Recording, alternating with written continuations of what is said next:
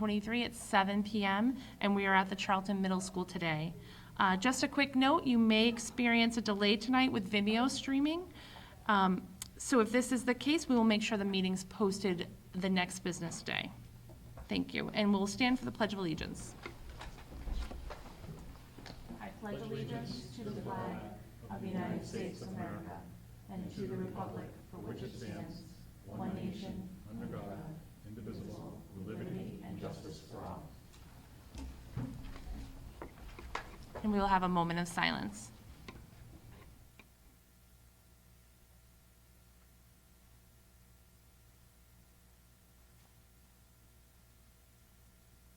Okay, and next is the consent agenda items. Just a note, we're going to move the August 21st, 2023 meetings, meeting minutes out, so that will not be part of the consent agenda items. We'll do that at the next meeting.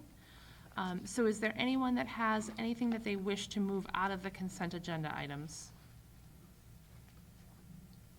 No? Okay. I take a motion to approve the consent agenda items as listed. So moved by Pansick, second? Second Chickering. Thank you. All those in favor? I'm going to abstain because I missed a few of them. Okay, so did you say aye? Yes. Okay, so that's 6 and 1 abstention. Yep. Great. Okay, we'll move on to communications. Does any of our members have communications? No. I know that I had some families ask me if the district was going to be fully utilizing the ALICE protocol this year. So I had emailed Superintendent LaMarche, so. Yep, we are. We're using the ALICE. Mr. Olson is our lead. Principal Olson is our lead on ALICE training. Thank you. So our new staff will be trained on the first half day in September, the early release day, in September, and then all staff will receive a refresher course as we've designed it for those around those parent-teacher conferences at the 2 different levels in the fall. So we are ALICE. It is part of our, what's on the table this evening, the staff resource handbook as well. Perfect. Thank you. Does anyone have anything else? Yes, go ahead. From the Dudley Charlton Special Education Parents Advisory Council, the first coffee and conversation, the informal kind of get-together that we have is September 6th at 9 a.m. in Dudley, and our first meeting as a CPAC will be September 20th here, and we'll be introducing our new Director of Pupil Personnel Services, Heather Harriman. Wonderful. Thank you. Anything else? Yep. Okay, moving on, Superintendent's report. Madam Chair, School Committee, I do have a number of items. I apologize, this report did not land in the file until later today. There is a hard copy in your file and folder, and I did bring a hard copy with the agenda for those that are attending the meeting today. So I do have a couple of items to report and share this evening. As a reminder, the school committee packet for a meeting is always posted on the same day as the meeting behind the agenda on our website. We do have a new website that we rolled out. We still need a little bit of patience in trying to pull that off. Keep in mind, our webmaster is a full-time teacher, so Kelly McDonald, she deserves a tremendous amount of credit from us and applause and appreciation for her work on this. Erin Clark, who was in our office full-time last year, has still supported us through the website. It's something that it's near and dear to her as a person who's worked in marketing in the past. She really wants that to be a great website for us. So that is up and running. We still have some things to tweak. They've been meeting with and communicating with building principals, and we've been kind of spidering out the responsibilities on the website for the schools, and we look to continue to enhance that on a regular basis. But it is a new website. We appreciate people's patience with the information on it. Always use the search magnifying glass. That does help you get to where you may have seen something in the past. So we did try to migrate everything as much as possible to the new website. Okay? Wonderful. Thank you very much. Does anyone have any questions? No? Okay, great. No. Oh, I have more. Oh, you have more? I have more, sorry. So sorry. No. Okay. We had a great start to the school year. Our students, staff, families have been outstanding and returned to our schools with the right mindset, enthusiasm, and excitement of a new school year. Our schools have prepared for the opening in short order, and we want to express the sincere level of understanding and flexibility as adjustments are made. This week certainly serves us well, the week before Labor Day, for having our students come in on Tuesday, Wednesday, Thursday, and half-day Friday. It's the right entry point for everybody here in Dudley Charlton, and for our community. We look forward to an incredible school year, and I truly want to thank the Dudley Charlton Regional School District community for a great start to our school year. The next item I have is I want to publicly thank the voters of Dudley for their supportive vote. Thursday, August 17th, 2023, our fiscal year 2024 budget map is secured, and we are building back to the expected level of services as presented by the Dudley Charlton Regional School Committee. We also continue to thank the voters of Charlton for their continuous support. We were prepared for the vote of August 17th. As we prepared for the vote of August 17th, the district took an extraordinary step of what I would call and label a soft hiring process, meaning we started hiring before we knew the outcome of August 17th, but the intent was to try to get ourselves in a better position to start the school year. It didn't accomplish everything we wanted to do, but we started to fill positions that were critical for our student experiences, understanding the risk of finding quality and qualified staff near the end of summer, and the risk of an unfavorable vote on the 17th. Once the Dudley voters supported the FY24 budget, we moved to prepare for the first day of school with a number of key positions within the approved FY24 budget. The school principals and their office support staff invested an incredible amount of time in a short period to find the best qualified and the right person, the right staff member to start our school year. We still have positions that are not filled and will continue to be asked for. We continue to ask people for support in trying to find the right people for our school district. The positions are below. We want to find quality and qualified professionals. Below are the positions, but please note there are other positions that are still on School Spring that we have finalists in the pipeline, and we are moving them forward as quickly as possibly. Matter of fact, Heather and I met with a finalist today. Heather met with another candidate today. We're continuing to work towards it, but these are the current openings that we are not having a lot of luck in filling at this point in time. For the district, we're looking for substitutes across our district, as well as substitute nurses. Charlton Elementary School, we're looking for an ILC paraprofessional as well as additional paraprofessional. In Heritage Elementary School, we're looking for a school adjustment counselor. Dudley Middle School, we're looking for a technology teacher. Charlton Middle School, we're looking for a grade 5 teacher, a special education teacher, a Spanish teacher, and a school adjustment counselor.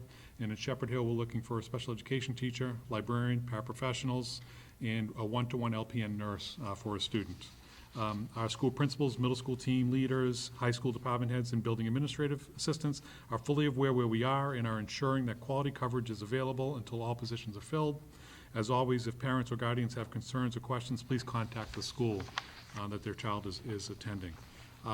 I do have to say that a couple of conversations that I've had because between Heather and myself, we try to meet with all the finalists and Mr. Matthew as well, that are hired. Some of the concerns always come up is, are you going to have a budget next year?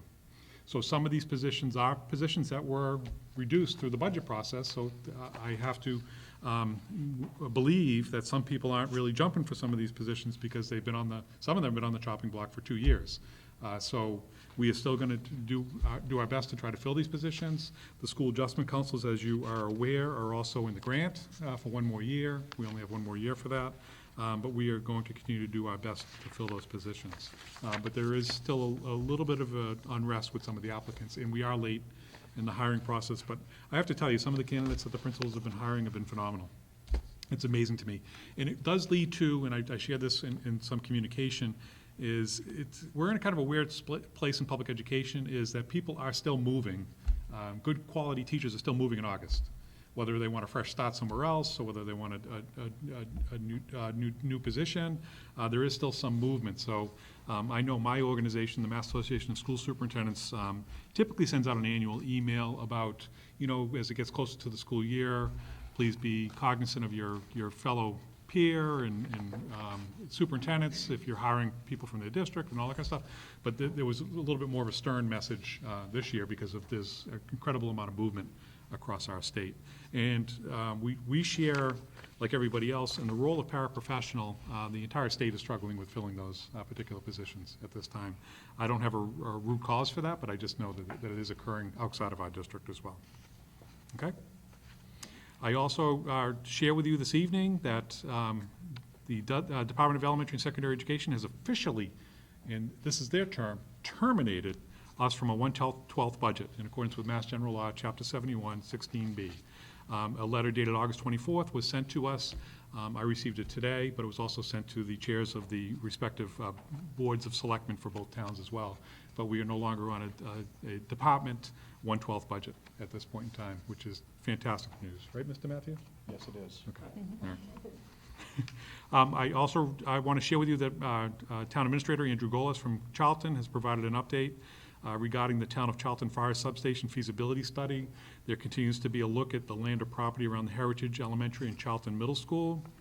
I know that there is more work for them to do, but this will certainly be beneficial to us as a school district if that is the area in which they're looking for us and for the community. Obviously, we want to be very good partners with our town services, and we will certainly do everything we can to support their continued effort to look at that for a fire substation. So I wanted to share that with the committee as well. Lastly, some really good news. I write to publicly share the recent recognition of Mr. Ken Deary, who received the District 3 Joa Rodriguez Award. This award is presented annually to recognize one individual from each of the 9 MIAA, Massachusetts Interscholastic Athletic Association, state athletic districts who have volunteered their services to the schools and communities. The recipient cannot be a coach, but must have a longstanding involvement within the high school athletic program. So I will share Athletic Director James Scanlon's words.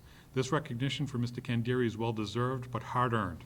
Mr. Deary has been a consistent presence for nearly all of our athletic events for 4 decades. Mr. Deary has been nothing short of an asset to the daily operation and function of the athletic teams and assists in any way imaginable. Congratulations to Mr. Ken Deary. Next, Shepherd Hill Regional High School senior Grace Garin received the District 3 Mickey Sullivan Student Achievement Award. The MIAA award is presented annually to a student who is recognized for making a meaningful, lasting contribution to their high school athletic program and community. I will also share Athletic Director James Scanlon's words this evening regarding Grace. Grace's effort to spearhead a fundraiser game in memory of Miss Dawn Lindstrom this past spring was impressive. Not only did Grace contribute to the win that day for her softball team, she also doubled her fundraising efforts in support of women who are fighting ovarian cancer. Grace is a positive role model that has an incredible impact on Shepherd Hill Regional High School athletics, but also youth sports and our community. So I also wish congratulations to Shepherd Hill Regional High School senior Grace Garin. Both Grace and Mr. Deary will now be considered for a statewide recognition for each award. They go from the districts to the statewide now, and their names are in that for a statewide award. So, and that concludes the superintendent's report. The next item is when I introduce the administrative leadership team. So. Thank you, Madam Chair. No, okay. We have public comment. Do we have anyone who wishes to make public comment? Okay, seeing none, we'll move right along. We'll go into new business. Letter Madam Chair A. and School Committee, Yes. I'd like to, it is my pleasure to introduce new members of the Dudley Charlton Regional School District leadership team for the school year 2023-2024, and hopefully well beyond. Unfortunately, the first one, Charlton Elementary School Principal, Ms. Laura Ramos, was not able to attend. She had a prior arrangement. As you know, we changed the school committee from last week to this week, so she wasn't able to attend, but she will certainly be at a school committee meeting to be introduced as well. And then Charlton Middle School Principal, Dr. Stacy Monette, is over here. We also have Dudley Middle School Principal, Eugene Rich. We have Director of Pupil Personnel Services, Ms. Heather Harriman. And we have Acting Assistant Superintendent Principal of Dudley Elementary School, Kelly True. Probably the longest title in the district. We've had several administrative meetings. It's a fantastic group. Nothing against the prior group, but they've hit the ground running. They've had a lot of work to do. They've had to carry the torch with the dual planning and programming, and whether we have a budget, we don't have a budget, all the way through August 17th. And, they'll certainly be honest and say that, they know things are imperfect right now, but they are steadfast on making sure that things are in place and that the student experience, day in and day out, from day one, is going to be excellent. That impact of these open positions is not going to be felt by the students, and they're going to try to fill those positions in again, a short period to have a seamless start to the school year. So I really appreciate them as a group and thank them very much for their commitment to Dudley Charlton. Thank you. Okay, Moving on to B, the report of the Director of Finance and Operations, Director Matthew. Thank you very much. A couple of items for the committee this evening. First is the bleachers at Shepherd Hill. We have to go out and procure that rental again. The bid was put out asking for a price of a 2-year contract with a 3-year option and a straight 5-year contract. There was one response, the current vendor, Mars Scaffolding Company. Given the status of the Mass School Building Authority's engagement with the district, I believe the 5-year contract makes the most sense. We are going to take a look once again and see,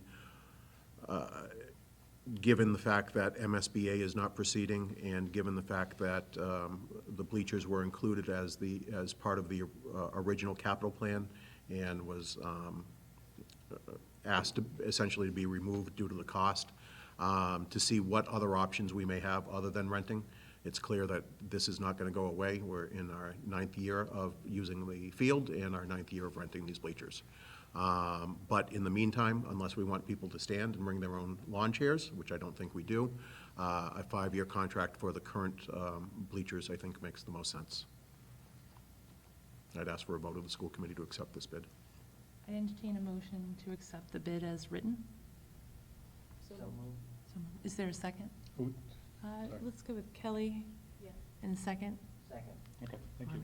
Thank you, thank you. Is there any discussion? Sure. Does that get funded through the athletic, or is that capital, or where does that get funded through? We've included it in our operating budget over the years. Okay. And I just have a quick question. I assume that the rental means if there's repairs needed, they come out, take care of that? Yes, Oh, yes, so- they do inspections twice a year, more often if we call them.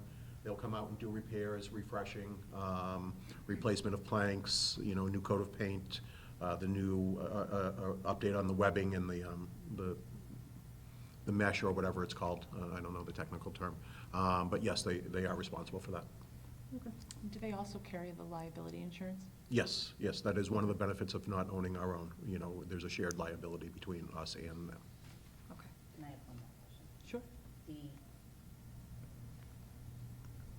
Just answered it, current vendor, so it's the only people that responded was the one we currently are using. We had 2 bids the first time we put this out, and since then, we've only had 1 bidder.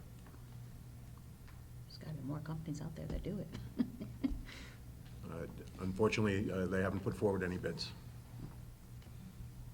Anyone else have any questions or comments? Okay.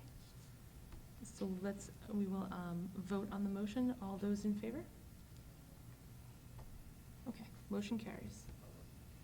Thank you. Next, the FY '24 state budget was released, and included in your packet was a copy of the quote-unquote cherry sheets. Unfortunately, they don't tint the PDFs, but they are known as cherry sheets because they used to be printed on cherry-colored paper, for those of you that are interested in trivia. The final revenue budget was pretty much as expected, but given the rate of reimbursement for transportation, I think the number that's shown on the cherry sheet is going to be a little higher than what we can actually expect for next year. So the first thing I want to do is have the carousel of the expense budget solidified when all personnel are hired. And then I can sit down and analyze what we need to do to make up for what I believe to be a shortfall in the range of $200,000 to $300,000. I expect that the surplus from the FY '23 transportation revenue will take care of that. And then our increased reimbursement going forward will backfill that. But it may very well mean a loss of having money in the revolving account to that additional line item that's in the revenue budget. So we'll spell all that out for the school committee when we bring forward the final budget, expense and revenue. Great, thank you. I don't know if anybody has any questions.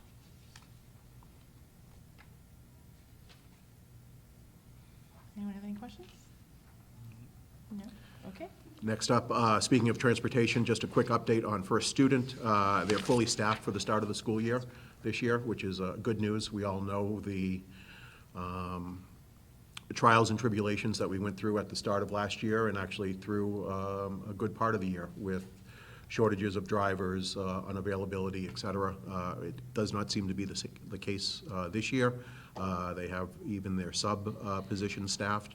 So I think we're in good shape, and the results have shown the first 2 days of school, which is nice to be able to report.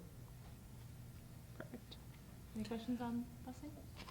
And I just want to put a plug in, as a reminder to the communities, we do have the First Parent app where you can track the bus, where it's at, get a notification on your phone when it's based on the geographic boundary that you set. It's something that you do have to refresh every year because they reset the data, obviously, with taking a step up in grades. But it is working for the current year, and, again, it's a nice feature to have in the district. Great. And just a reminder, late buses, can you give information on those? Yes, we have them from Charlton Middle, Dudley Middle, and Shepherd Hill. And when will they start? Generally, they're not run the first week of school and last week of school, so I'd expect probably next week sometime. Okay, wonderful. Thank you. What's the name of the app again for the buses? The First Parent app? First Parent. Yeah. No, it's First View. Oh, they, When you look it up. Oh, okay. You'll get it. It's First- First View is First the View, name, all and right. if you're like going through the App Store. It's not Sorry, I Navigate have it. 360 for those of you like myself who have my kids on 360? Life 360. Yeah. Life 360, yeah, that's Yeah. it, yeah. School lunch? School lunch pricing. The state has authorized free breakfast and lunch for the upcoming 2023-24 school year. Last year, we raised the cost of lunches, even though, again, students aren't required to pay for the first lunch. There is a charge for a second lunch if they so desire, or a second breakfast. We raised the cost from $2.90, which was a pre-COVID price, to $3.30. For the upcoming year, the state guidance for minimum pricing is $3.55. However, since our increase last year was so dramatic, we're only allowed to go up 10 cents this year to $3.40. The price only impacts students who choose to order a second lunch. Staff pricing will remain at $5 for lunch and $2 for breakfast. Student pricing for breakfast will remain at $1.75 for anyone who wants a second breakfast, because again, the first one is free. Any questions on that? It does require, we need a motion. We need a vote. Oh, you need a Vote motion? for it, yes. Yep. Okay. I'd entertain a motion to, sorry, I'd entertain a motion to accept the school lunch pricing as shown. Okay, any discussion? I know you first. Who's that, Kelly? Jamie, come over? Kelly? I second. Okay, yeah, sorry. Sorry about that. Okay.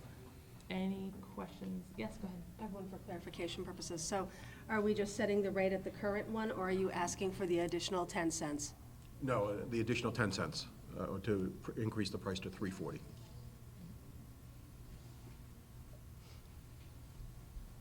Any? So as read, so I think it, Chair Carmignani said as presented, so the presenting it was to ask for the 10-cent increase. okay. As long as we understand what we're voting on, that's good. That's what I wanted to Yeah, clarify. no, thank you. That's okay. Any, yes, go ahead. Hopefully parents know that they still need to send money in to fund an account in some way, if they do or don't know if their student is asking for a second lunch. I don't know how many students access a second breakfast or lunch, just so that they know that there's money in an account so that we're not going negative and like at the end of the school year, families know, like they have a huge bill to pay or, some sort of bill.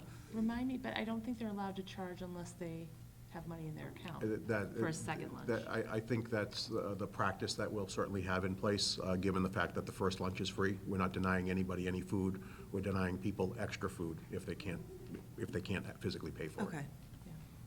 Just in case a family, thinks that Right. I don't have to send money in because I'm not paying for lunch, but then their child is accessing extra food or whatever and not knowing that at the end of the year they've got a bill, so. Yep. But for those families that do want to send money in, the My School Bucks program is still up and running. It'll accept deposits, and we're certainly happy to return the money at the end of the year if it's unused. Any other questions? My only money at the end of the year, but anything that's not returned just sits in their account? Yes. Okay, just confirming, just making Yeah, sure. again, if you want it back, you can get it. If you want to leave it there because you know your child will be back next year, that's perfectly fine as well. I guess I have no idea, I'll have to look and see what's happened. Okay, thank you. Okay, Is that a quick email? We do it all the time. all right. So let's move to a vote. All those in favor? Opposed? And abstentions? Okay, did you get that? Yep. Okay. And then briefly, I know Superintendent LaMarche has communicated with everyone on the roofs. I just want to point out that indeed, with the number of lost days in the schedule, the fact that Dudley Middle School roof, the primary roof, was completed before school started, and Charlton was fairly close, other than the auditorium and the gymnasium, I think left us in very good shape. There'll be minimal work, but some work that still remains at both sites that will be done either quietly during school, or the things that are louder and that might cause an interruption won't start until 3 o'clock. So I think we'll be in good shape to have the work done by the end of next week, or thereabouts, because we did lose a day, a day or so over the last 2 days rather. And lastly, as school committee was notified previously, Mrs. Barron has provided her resignation as treasurer for the Dudley Charlton Regional School District. The position has been posted, and we do already have applications, and I expect that a recommendation will be brought forward at one of the September meetings at the school committee. Perfect. Okay, does anyone have any questions for Director Matthews? Just one quick question. Sure. Is this treasurer position the only opening in our administration offices? We've listed all of the other positions. Oh, The treasurer's not listed. that's what I'm saying, it's not listed. Because we have people in the pipeline. Oh, gotcha. That's Okay. why. Fair, The other ones are the ones that we still need help in trying to fill those positions. okay. Okay? Yep. Okay, we'll move on. C, the school year 2024 opening. Madam Chair, School Committee, we had our two openings. We had our opening with staff on Monday at 8 o'clock. I understand that maybe Ted Lasso was there or something like that. I don't. I thought it was, from my experience as doing this is my 31st year in public education.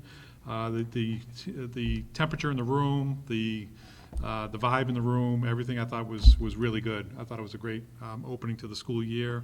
As I expressed to all staff, one of the things that I appreciate the most, which ironically I read something last night who doesn't support my appreciation, but I appreciate the most, is that we went from staff and gung-ho and that positive vibe to students the next day. I think that that's probably, to me, has always been one of the best ways to open up school. I did read something last night that said that, the staff has a certain level of anxiousness that you should probably give them 2 or 3 days to themselves alone just before you open up schools, so that it contradicted it, but I still want to believe after 31 years that when staff get together and they have that energy to bring that have the students come in on that energy is just is incredible from my perspective. So the second opening we had with students the following day.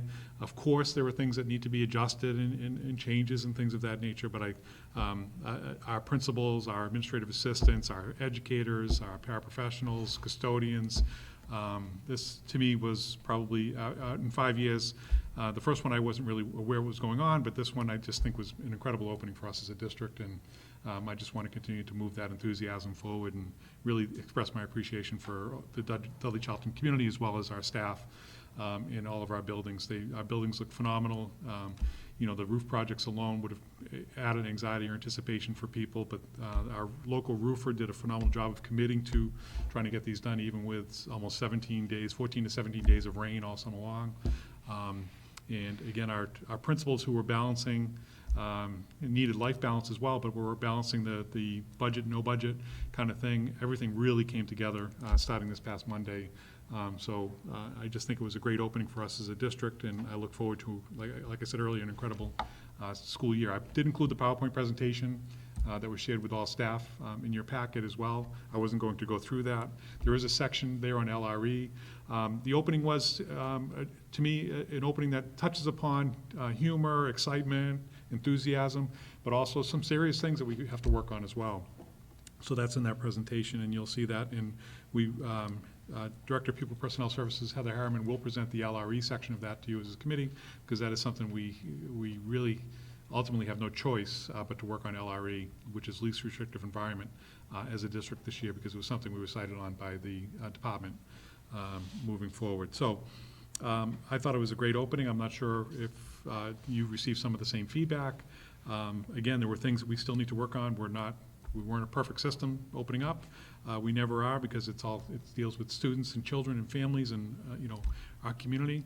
I will like to bring in enrollment. I think our enrollment has been phenomenal. I don't think it's really dipped because of all of that, but I'll come in with some hard numbers. Our district office has been working hard to try to process and support the buildings, so we don't have all the hard data to share with you today. We'll try to bring some of that in September, including, we'll have principals provide a list of all their hires at the next meeting as well, so you know what positions were filled and by whom. And then the last thing, which was an adjustment that you never know from year to year around pre-K and kindergarten and first grade, those schools. I know that I watched meetings before I even came here, that was a discussion at school committee right around this time about changing this person or adding another teacher. We don't have the finances to add teachers, so I did share with you that we did need to move a first grade teacher at Charlton Elementary School to kindergarten based off of numbers. It kind of leveled out the numbers to be around that between 20 and 22 area, somewhere in that neighborhood, both in kindergarten and first grade. Where prior to that it was 18 and 24, so we were able to level that out. Principal Ramos has done a phenomenal job of working with her staff and communicating all of that. So there was a teacher who took on that role of transferring back to kindergarten or into kindergarten. But with that, we do need to add an additional kindergarten paraprofessional. Now, I know the question's going to come up with finances. We have still, even though we're hiring a lot of people back, we still haven't, as I talked about, our offices processing everybody. We're doing the best we can to kind of tally that. We're hoping with our hires that we have the money in the budget to support this, but we will figure out a way. If not, I know Mr. Matthew will come up with a direct funding source for this if the hiring exceeded where we are in the budget, but I don't think it will. So we are recommending and requesting a full-time kindergarten paraprofessional at Charlton Elementary School. You'll notice that this was not on the list of a need in there. Number one, I do believe you as a committee will support this request, but that is a sought-after position in our district. So that's not one that when we post that position, that's one we receive a lot of applications for, internally, externally. Something about kindergarten paras that they just find a calling there, and they really want to jump into that role. So that's why it wasn't on the list, because I believe not only do we have one in the pipeline, we'll have a dozen in the pipeline looking for that position. So I am asking school committees support in making a motion to add a 1.0 FTE kindergarten paraprofessional at Charlton Elementary School. Okay, I'd entertain a motion to add the 1.0 kindergarten paraprofessional at Charlton Elementary School. Great. Do I have a second? Do we have discussion? Never mind. I got it. Discussion? My only discussion, I guess, would be, I understand that it's last minute and this whole year is, the budgeting and people in has been all last minute, but is there a way to put deadlines on some of these things? Like either between, I guess, enrollment or classes or assignments? Do we have, is there a deadline of when these things can happen, typically? Knowing that this year, again, was different than the most. Yes. Madam Chair, thank you for the question. By Mass General Law, whoever moves into our town, we have to educate and enroll. So there's no real deadline for that. And because we offer full-day kindergarten, they're enrolling into our program, what have you. But somebody could move in tomorrow, and one of those classes could go up to 21. Somebody could move in the next week, it's 22. There's no, and also, keep in mind, we don't know everybody. The principals do a great job, Jen Desto and Laura Ramos now, they do a great job of looking at basically what I would say birth rates in the town and all that kind of stuff. They try to measure all that stuff. Pre-K does not capture everybody who would attend our schools, so they do a really good job. This is an annual thing. If all things were financially sound for us as a district, this wouldn't be an annual contemplation. We would have the staff, and if it lowered our class size, it would lower our class size for a year. If it didn't, it didn't. But it's annual because of the budget, because of the wrangling with the budget on an annual basis. But by law, we have to educate everybody who enrolls in our schools publicly. I guess I was thinking more from the teacher's aspect of it, as far as being moved that late. Like, I understand we obviously have to enroll every student and we want to teach every child, but I just didn't know as far as the teachers were concerned, if they're, in the future, if this were to happen. But if this was just kind of because of this year and the situation, then that's understandable. It's very difficult to even, when we pass out assignments, which is a deadline of August 1st by contractual, there's always the caveat that it may change, because things do change from year to year, enrollment, all that kind of stuff. But again, I want to say the history of pre-KK, and I'll throw grade 1 in there, seems like this is an annual touch. It seems like it's an annual calculation. It's an annual, I think that Principal Desto and now Principal Ramos are always on the edge of their seat about enrollment for pre-KK, more K to 1 from an annual basis. I can even speak to even this year, when we do the census and we get a kind of an idea of how I many think, kids are can you coming come back. up to the table and speak? Oh, sorry. Thank you. Sorry, I said birth rates. I meant census, so you're much smarter than I am, so please. And just introduce yourself. Sorry. Yes?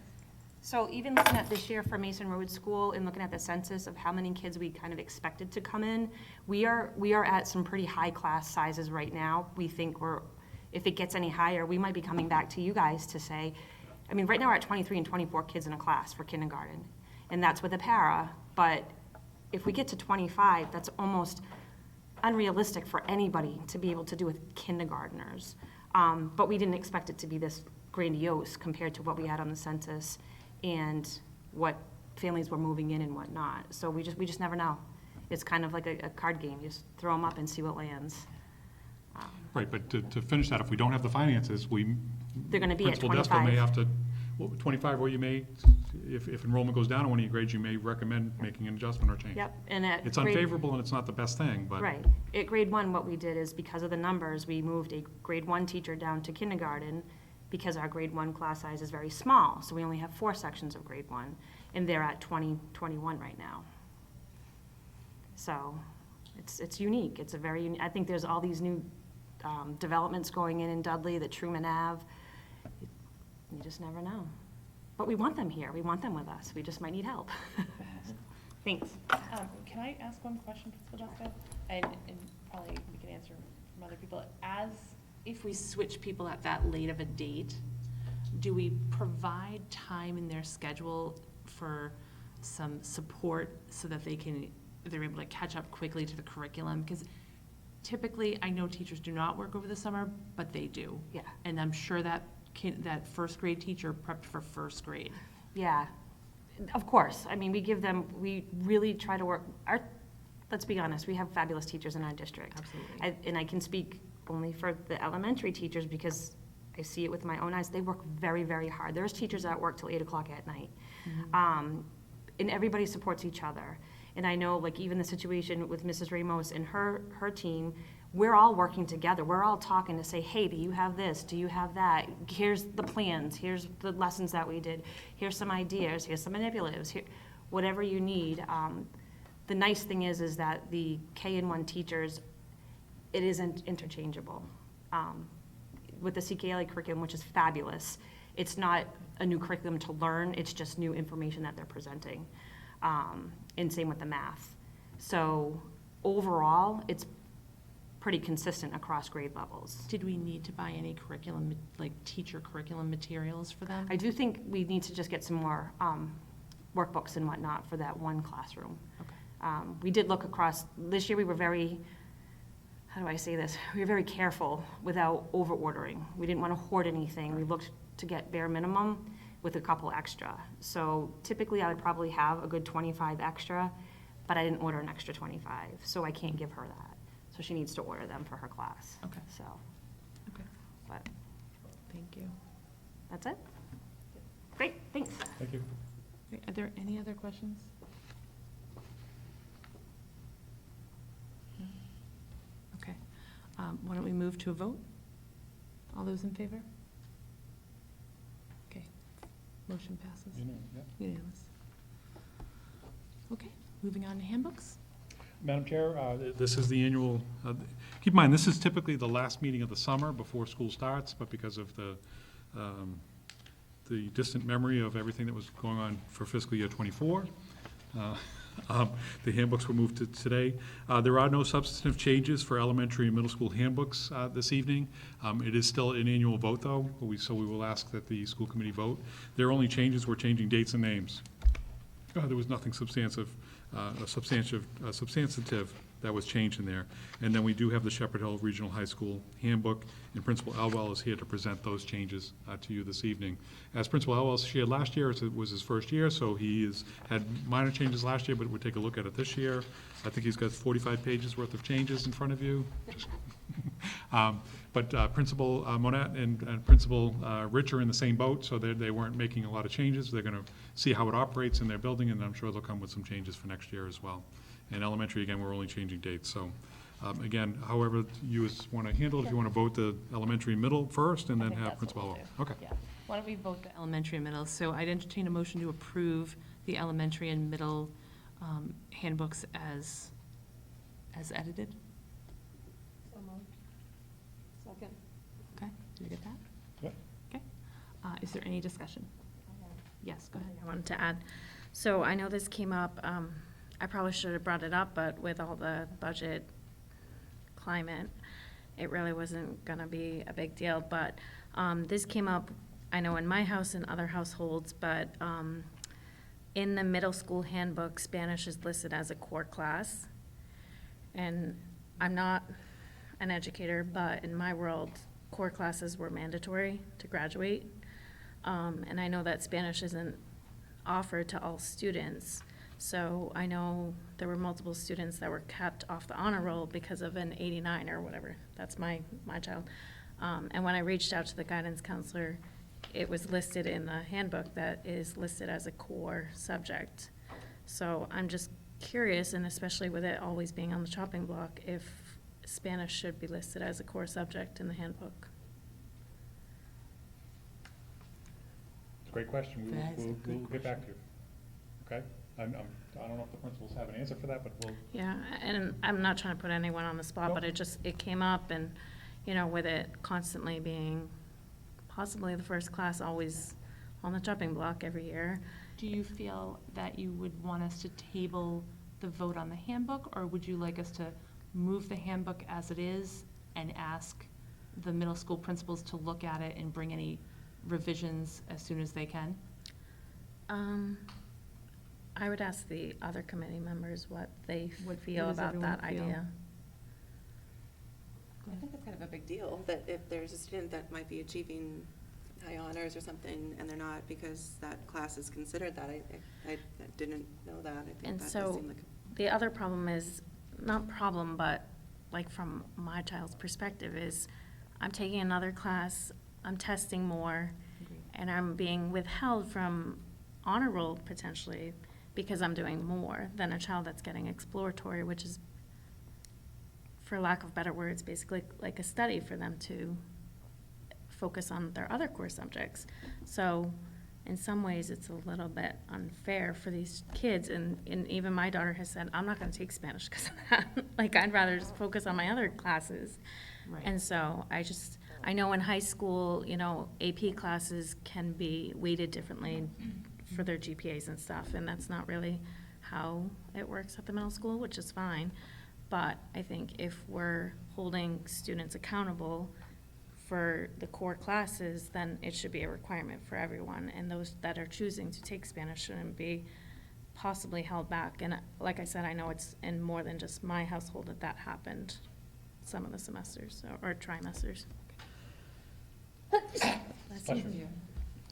Madam Chair, even if you vote on the handbook this evening to get it in place for the school year, any changes have to be voted again. So waiting is not, it doesn't have to occur because changes comes forward, but the message is loud and clear for the middle school principals to take a look at it. When you say core for graduation, you don't graduate from middle school. I know there's a Right, ceremony at the end no, of the year I know. and things of that nature. But you're basically saying how it's tied into honor roll and qualifying for honor roll. So I think that the middle school Right. principals hear you, and we'll bring that back to you as a committee. For I a don't mean handbook. graduate, and like you said, I know that you don't graduate from middle school, but you do have to be advanced from middle school to high school, so in my world, core meant there was no ifs, ands, or buts, you had to take it, so I don't know, that was just confusing for some parents. I got a question. Yes, go ahead. Is that the only language offered in middle school? other Yes. than Yes. English? And not to be flippant, but we're lucky to even have that. Oh, no, no, no. No, because I think it's good. The younger they are, the better. I'm just thinking I took French in high school. Yeah. And obviously, any class you took counted towards your honor roll. But, okay, Yeah. I was just curious if that was the only one offered. Yeah, and again, I wasn't trying to be flippant, it's just that Yeah. it was on the reduction, it's been on the reduction for a couple of years now, so that's why I'm saying we're lucky we even have that at the middle school level. Oh, But I think okay. the middle school principals will take a look at that and we'll bring it back, Okay. okay? Does anybody else have any questions? Okay. Let's vote on the elementary and middle school handbooks. All those in favor? Opposed? I think we're unanimous. Yep.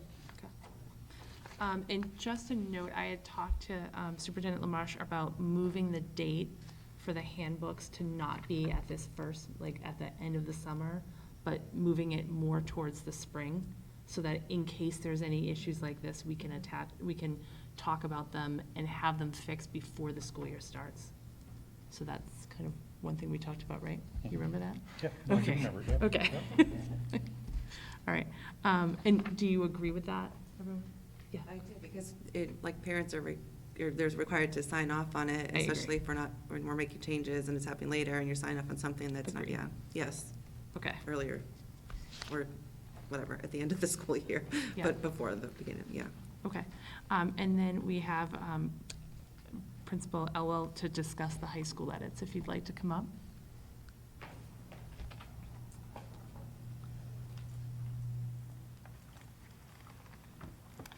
Good evening. First of all, I just want to thank the committee for your perseverance throughout the FY24 budget season, which turned out to be an extended budget season. We appreciate your advocacy, and on behalf of all of the staff in my building, thank you for all of the work that you put into that budget season along with district administration. We really appreciate it. Regarding this year's proposed handbook changes, to your point regarding timing, I did put out a message 2 days ago or yesterday to Shepherd Hill families indicating that this would be reviewed and approved this evening, and then once the updated version is posted, we would then distribute the handbook sign-offs procedurally. All things considered, this is a lot of deferred updates, if you will, things that simply need to be addressed procedurally. We're not doing anything controversial in my view. We're not banning Crocs or hooded sweatshirts or anything that might lead to some concerns among our student population. But as the document that I shared indicated, the vast majority of the changes on the first and second page are simply updating the district's policies from older versions in the handbook to the newer versions that are now found on the district's website. It's just something on an annual basis that hadn't been refreshed. So, for example, the technology acceptable use policy that's currently in the handbook is an older version. We're looking to update it with a newer version that now includes language around the G Suite, for example. So there is some good content that's now updated. In addition, as an example, the harassment policy ACA and sexual harassment policy ACAB have now both been replaced with ACBB. So again, just some general updates around policies. Regarding teaching about alcohol, tobacco, and drugs, that particular policy, there was a brief statement with a link to the full policy. I think it's important that we outline the full policy. Same thing with the physical restraint policy as well. I don't want to just provide a link. I'd like to provide all of that language. Just some basic formatting things in terms of where we put certain components, be it the bell schedule, the staff directory, the list of highlighted changes that we obviously want to put at the front of the publication instead of the end of the publication. Mr. Provost, the director of our driver's education program, had shared with me some language that I believe was approved by the committee on April 13th, 2022. For whatever reason, that language didn't end up in the updated version of the handbook at the end of that year, so I'm now here again, just bringing this to the committee's attention that this updated language will be included regarding the driver education program. Similarly, just a couple of additional updates. The pass system, we're no longer using the QR code, which was a pandemic era practice. We're back to old school hall passes, so we can strike that. I also wanted to note that for advanced placement fees and class dues in particular, I wanted to make mention of the need, if students experience the need for financial assistance, that there are people to whom those students can report for that assistance. Regarding attendance and suspension, suspension is dictated largely by 37 H and 3/4, which is an updated law, and some of our language around suspension didn't jive with the new law in terms of how we report student absences and also the continued academic progress. Regarding promotion and graduation, the scores that were in the handbook reflected the old legacy MCAS and not the new next generation MCAS, so it's important that we update the new required passing scores for the classes of 2024 and 2025, which have changed a little bit in each of the years since the pandemic. Mr. Scanlon took a good long look at our extracurricular activities and athletic requirements and provided some significant updates. The MIAA, which Mr. LaMarche had talked a little bit about earlier tonight, is the governing body for athletics, and our language essentially needs to reflect their language. We can't be any more lenient than the MIAA at a minimum, but we can certainly be increasing our expectations beyond what the MIAA is outlining. So the changes that are reflected, again, reflect the MIAA's updates as well. School clubs and activities, just some minor changes in terms of striking rooms and advisors, because that's pretty fluid, it changes. We want to list the clubs, but given that advisors and rooms change. We no longer offer Saturday detentions unless someone would be willing to staff those. Seeing none, we will strike that.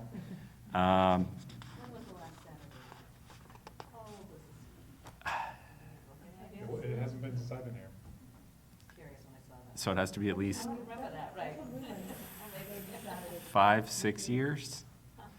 Yeah, so that's a relic. So that, in a nutshell, would be my requests for changes. You know, we have a disciplinary matrix that I think works quite well. We have other policies and procedures that give the building administrators the latitude to enforce discipline, assign consequences, and so I wouldn't ask for changes to any of those outlined practices. Does anyone have, I'd entertain a motion to accept the changes as noted for the high school handbook. Is there a second? Second. I think she was first, but you're quick. Are you good?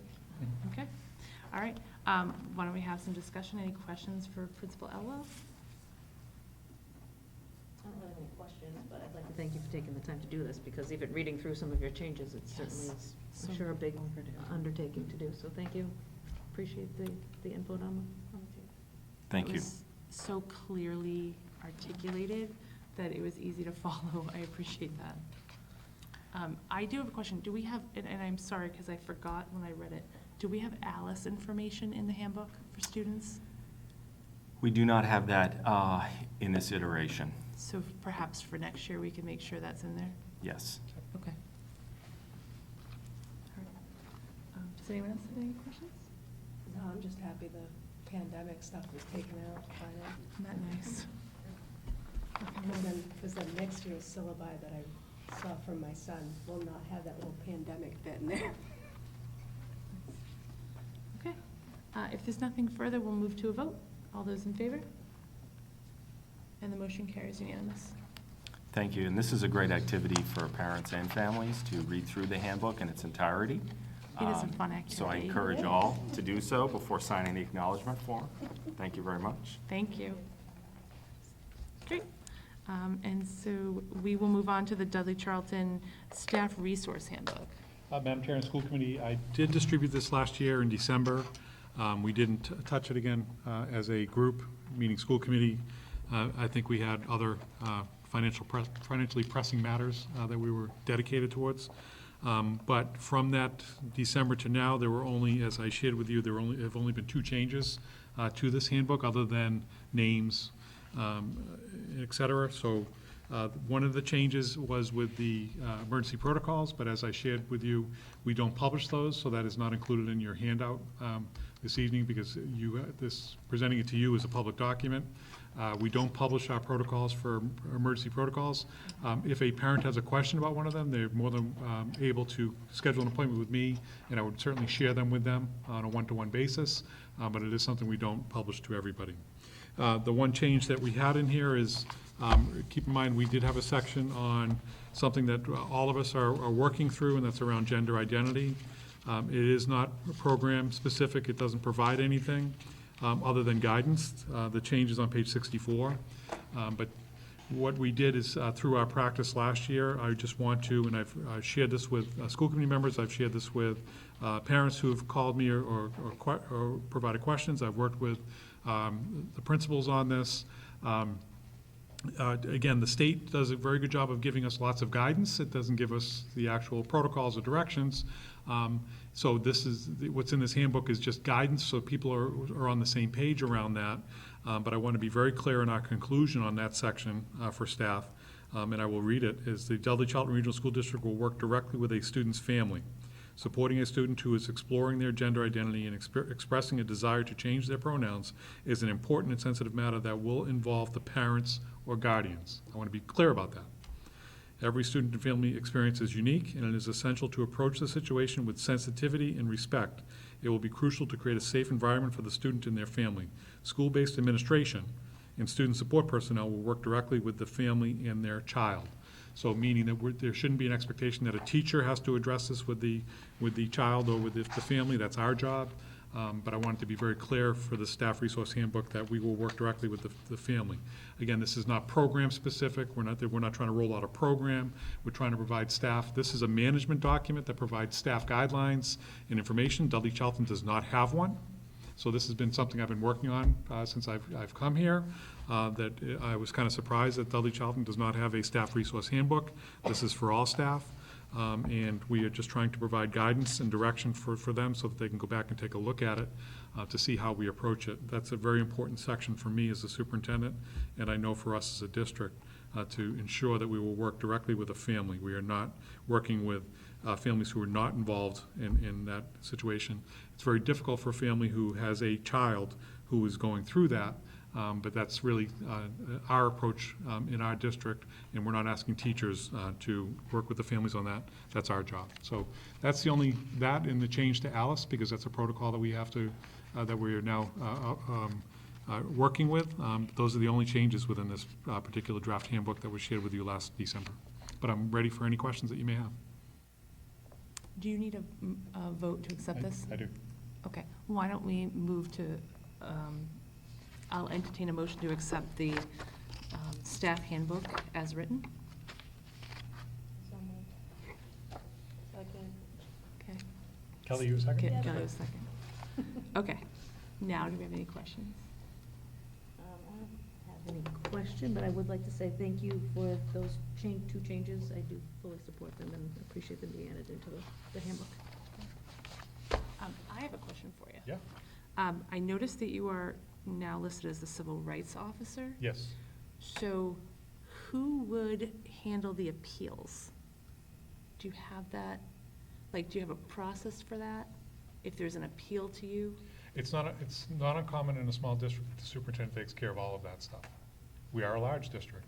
Right. So appeals will involve probably we will probably have to look at counsel to help us with appeals. Okay. It wouldn't go to school committee from a civil rights action perspective. I appreciate that. Yep. Okay. Yep. Okay. Just Yeah, wanna make you'll sure. notice that, yeah, there's a few more responsibilities on my plate. Yeah, just a few. Okay. I just want to make sure if we needed to provide our staff with any training to be able to do that role in Okay. case there was an appeal process. It would be a district level administrator, and I can't think of adding that no, I Agreed. can't think of adding that to Okay. anyone else's plate. Okay, agreed. Thank you. Yep. Does anyone have anything further? I just want to share that this is a management document. We're going to, because it'll be the first one in a long time, keep in mind, I'm sorry I didn't start my presentation this way again, but last year, it started during the summer, we worked on it, we went with the associations, we went through with the associations. You'll see some green and red print in there, I'm sorry I didn't, when we went through the associations, those are recommendations for policy changes. I have to identify those because they haven't been voted on by the school committee, so the policy subcommittee will work on those recommended changes, and then we'll go back and edit that, but I want to leave those as highlighted so people are aware through some of the school committee policies that there's some edits in there from red line to green. Again, that's working with the staff and association on that. We've put in lots of hours on this. It's a living document, though. We will live in it. We will make adjustments. If there are changes to this, we'll bring it to you. And then, like any handbook from year to year, we will bring changes to you as a school committee to look for your vote on those changes. We won't just decide on January 2nd that we're going to make changes to a certain section in here and then just implement it. So, you know, this will come forward to school committee. It's a process that is in many, many districts. Again, Dudley Charlton has not had, they've had variations of it. Buildings have had variations of it. We've had probably 7 different versions of it. This is an attempt to try to bring us together as one district. So we will continue to work in this and work on it and improve upon it like everything else. Anything further? Sure. You had mentioned earlier that we don't post our emergency plans in here. Should we post that we don't post our emergency plan and to reach out? Or, I guess they already know what it is, This, so. we will present this complete to the staff with their emergency protocols in it. Oh, okay. You- Sorry, I misunderstood when Yeah, no, you it's- spoke about that. Yeah, no, I thought, for a second, I thought maybe you were asking, are we gonna put this on our website? Which we could at some point in time, but I'd like to live in it in a year first before because it's a management document, before we put it on our website for people to see. Sure, that's Okay. fine. I was thinking something else, Yep. but. Understood. Okay, seeing nothing further, we'll move to a vote. All those in favor? Perfect. Unanimous. Thank you. Thank you very much. Okay, and now we are moving on to E. We have Director Harriman to present our required DCRSD least restrictive environment work. Superintendent Lamarche, you Oh, yeah. want to switch that? Yeah, you just- All right. LRE, as you just did, stands for Least Restrictive Environment. Go ahead, next slide. Next slide. Next slide. And, you know, before we get into that, I just wanted to note, this is really directly from our tiered focus monitoring. DESI comes out every 3 years to do this, and these are the results from April. So we had 2 areas where we were found to be partially implemented, but all of the other areas that you see, there are close to 50, were fully implemented. So I just want to say that before we get into the least restrictive environment piece. The 2 pieces that were partially implemented were the least restrictive environment. The other one was transition of students 14 and up. We were not consistently completing transition planning forms, but that was already corrected last year. So we are actually fully implemented in that area. So we just have the 1 area now. Next slide.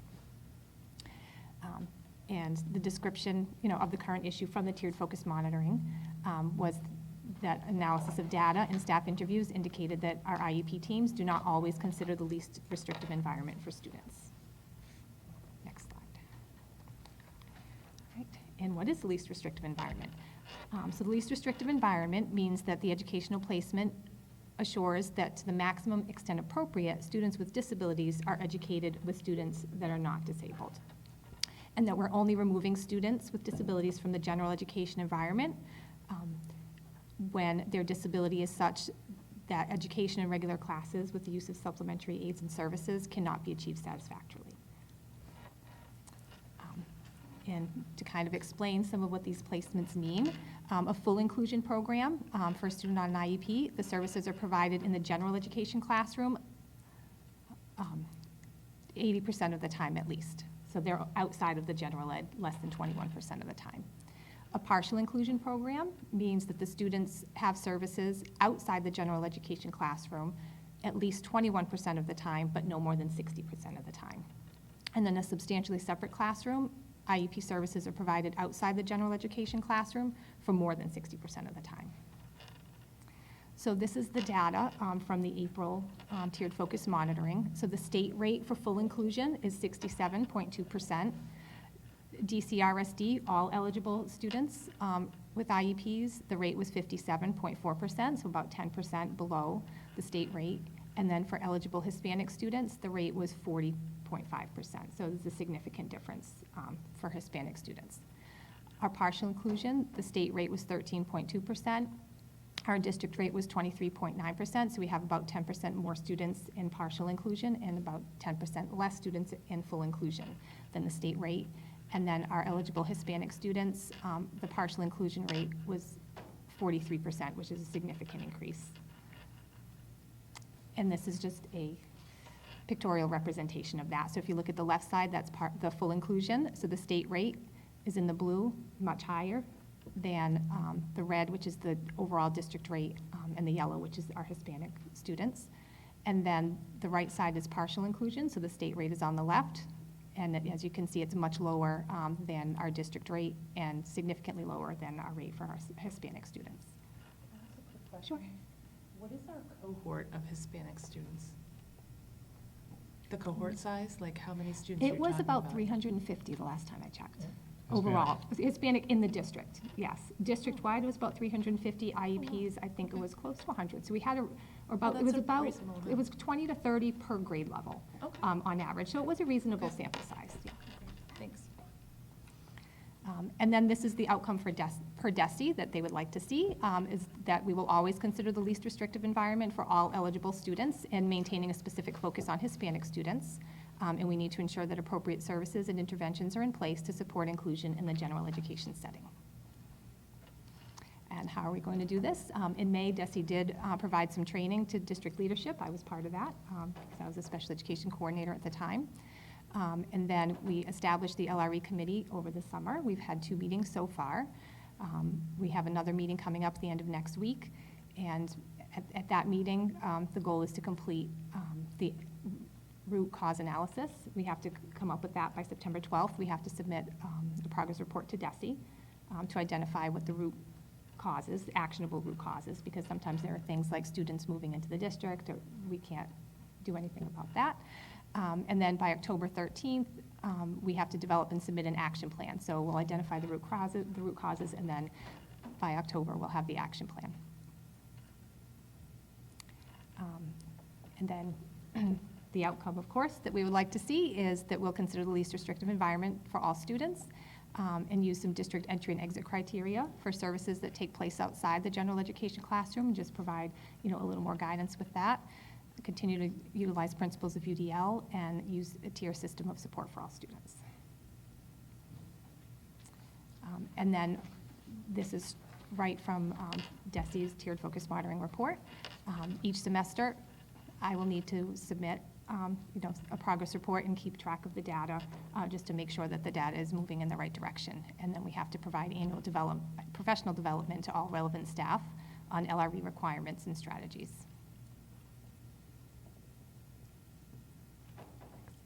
And we had a number of people that wanted to be on the LRE committee, which was great. I think I had over 40 people that had emailed back. So we have a number of staff members. We have Principal Desto. And as you can see, pretty much every school has been represented here for the most part. We have special education teachers. Do you want me to go read through all of the names? No. Okay. So we have quite a variety of staff, and then we have a variety of community members as well, including 2 of our school committee members.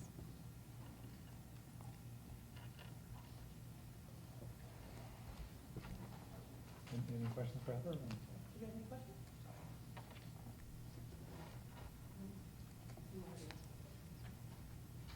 I have a question for you. As we look into least restrictive environment, and then I know you have a lot of work ahead of you in that, as we move forward from that, are we going to look at, I don't know that we've ever done an analysis of scheduling and how we schedule students into like different teams, different sections of teams, to see, are we putting our special ed students equally across? Are we stacking certain classes with special ed students? because it could be a least restrictive environment and considered regular ed, but truly if you stack a full class, it's Right. not, agree. I mean, and I don't know that that's happening or not happening, I just Mhm. didn't know if we've analyzed that. Oh, that's definitely something to take a look at. Okay, that's great. Does anyone else have questions? Okay, thank you so much for all the hard work and to your committee. All right. We will move for, do we have, no vote on that? No vote. Yeah, okay, I didn't think so. This one is a vote, though. Okay, and this is a sad vote to have, Yep. yes. Okay, we are gonna move to vote to disband the Shepherd Hill Regional School Building Committee. Superintendent LaMarche, do you wanna? Yeah. Okay. Madam Chair and School Committee, I participated in the Mass School Building Authority's quarterly board meeting this morning at 10 o'clock. And they were also, they share with our feelings as well. They did not want to take action, but they did vote today. They allowed me to speak as well, which was great, because they are a great organization, and I look forward to the opportunity to work with them again. So it was important for me to represent Dudley Charlton and be part of that meeting. They typically don't have districts attend a meeting when they're going to vote to remove them from the next phase, but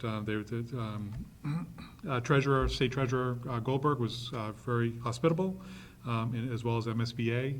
So they did take the vote to remove Shepherd Hill from their, which they were going to do anyways, but they have to get all their paperwork in a straight line to do that, but they took a vote and it was unanimous by the Board of Directors to remove us. So it is official for us to now disband the School Building Authority. Now, obviously, the goal is we're going to keep working on capital projects for us, but this is a particular function as that. We hope that people will still get involved with our capital projects moving forward, but we also want to, if we do get back involved with MSBA, we want to give other people the opportunity to get involved if they want to advertise it. So it is, to me, it is sad that we're going to disband this because of the work and effort put into it. I know, I want to be clear, I'm not sure we're going to submit the SOI this year for the Shepherd Hill, only because we are asking for funding to support the two roof projects, to finalize those two roof projects. We may look at an accelerated repair program with MSBA for the Shepherd Hill roof now, because that is, it's in a tough spot. But that would be the only thing that we would look for this particular year. So I want to be clear that we are not, there is no plan to submit another statement of interest for Shepherd Hill for this year. So that would be, we wouldn't submit the 15th one in 16 years this year. Probably the following year.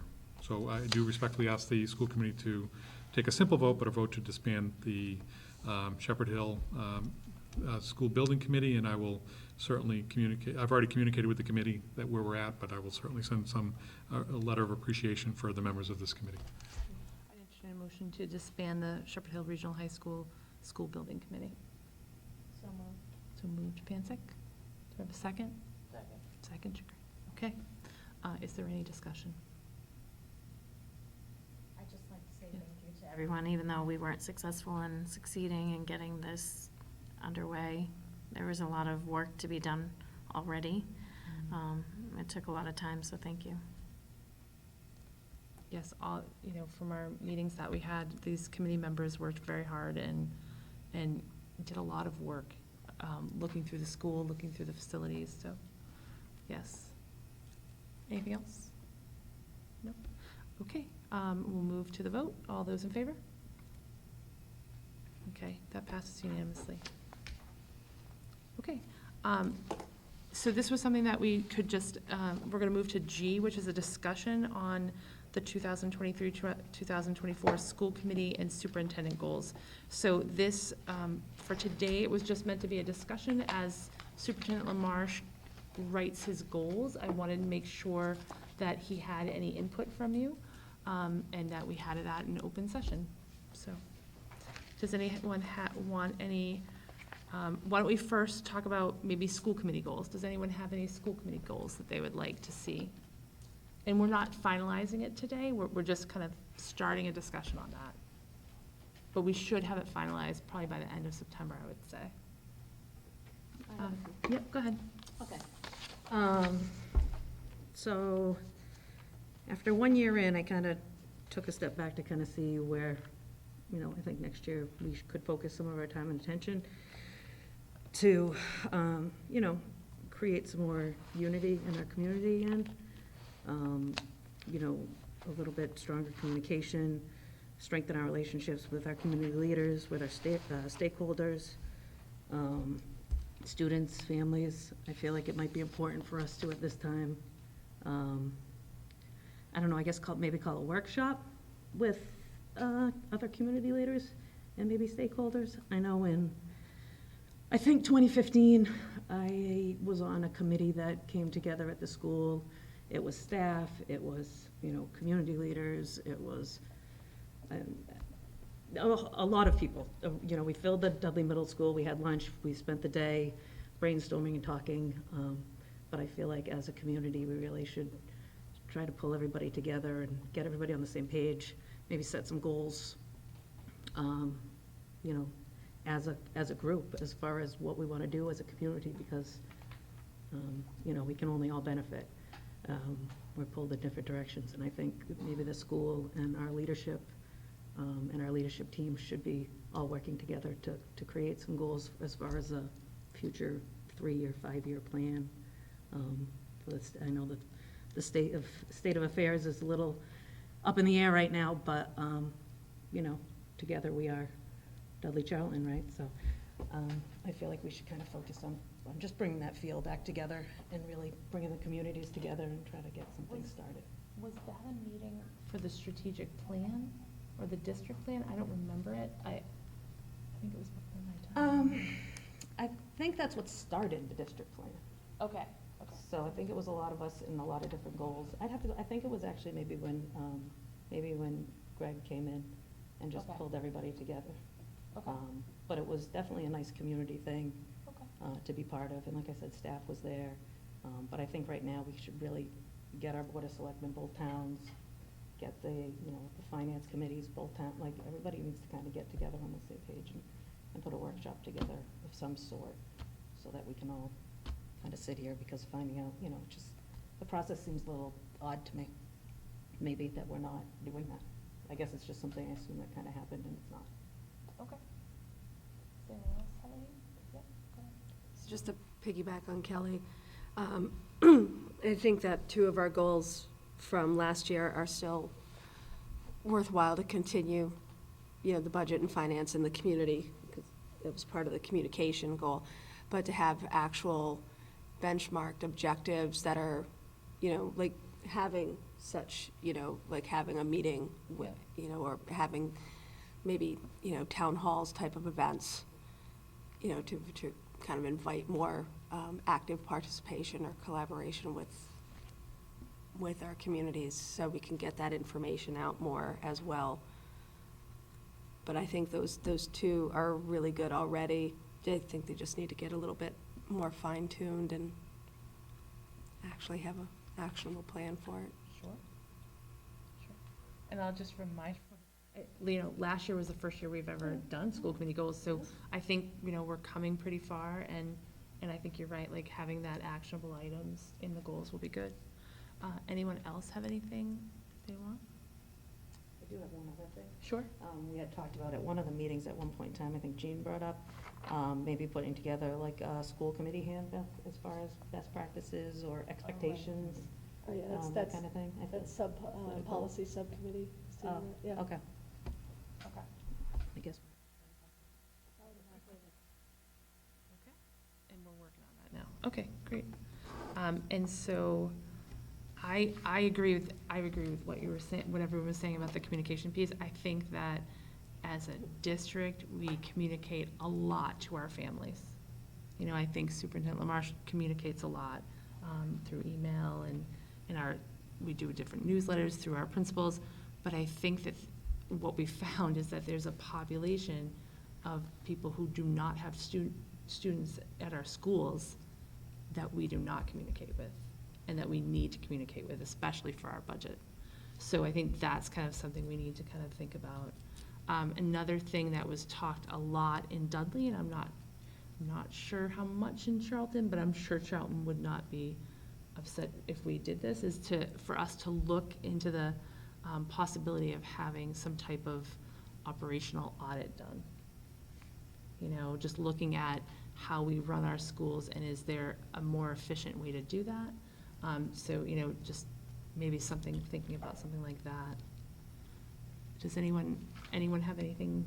We'll continue this discussion, but I think it's a good discussion to start thinking about. And if you have a chance to talk to other community members and get their feedback, that would be great too. So as far as superintendent's goals, do you have anything specifically for the superintendent? I can start. I had one that I think I've talked to you about, Superintendent LaMarche. Just, you know, we have such a new and fresh administrative team that I think that it would be really important to focus on building that leadership capacity within our team, and just making sure that we have structures in place that, you know, that we have growth of leadership within our schools, that our assistant principals ready to feel comfortable taking on the role of a principal in case something happens, and just different areas like that, and that we provide our principals and our directors with what they need to feel that they're reaching their leadership potential. Okay. I would agree, I would second that. That was one of the things I had, leadership and kind of assisting with the unity among the community as well as among the staff.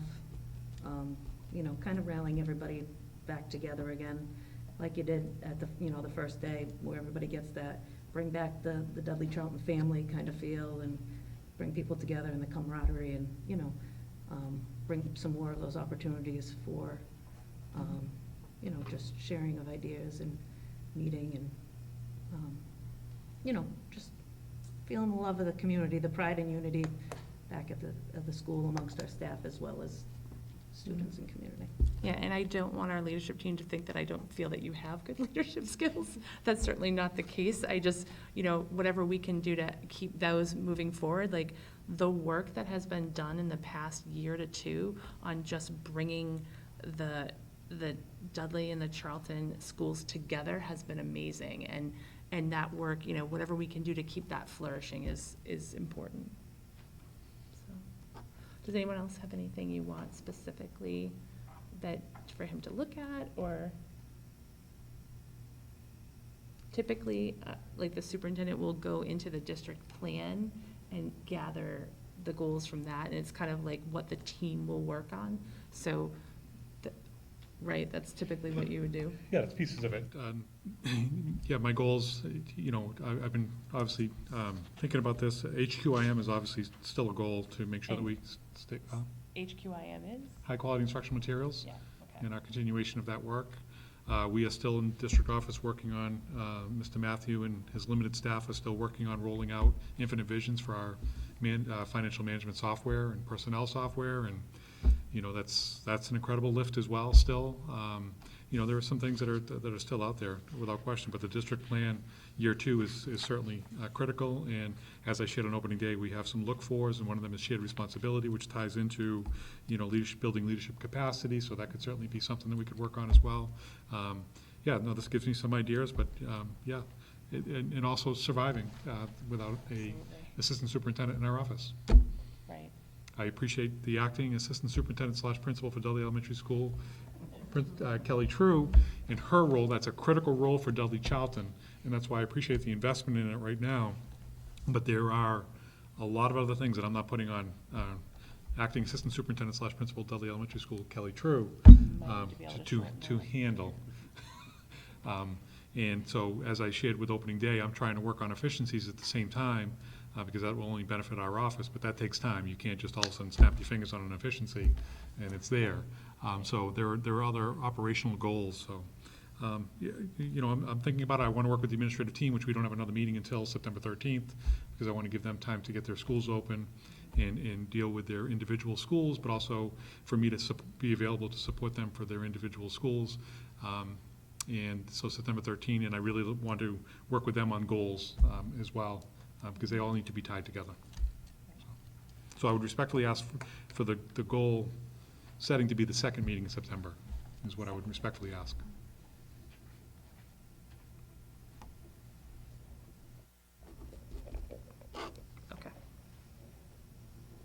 and I think we had talked before just about the evaluation process, and that we would go through and have the evaluation done prior to the next set of elections for both towns. So that would end up being like the end of April. Yep. So it's kind of a quick turnaround. So Right, no, understood. don't go crazy remember that. on Yeah. the goals. 15 goals, no? No, like, I mean, keep it reasonable and manageable, and, you know, we know the important things, so. But yes, okay. Does anybody else have any comments? No? Okay. We are at 8:26, and we're going to move into executive session to discuss, with respect to bargaining for the district administrators or litigation, we have personal matters.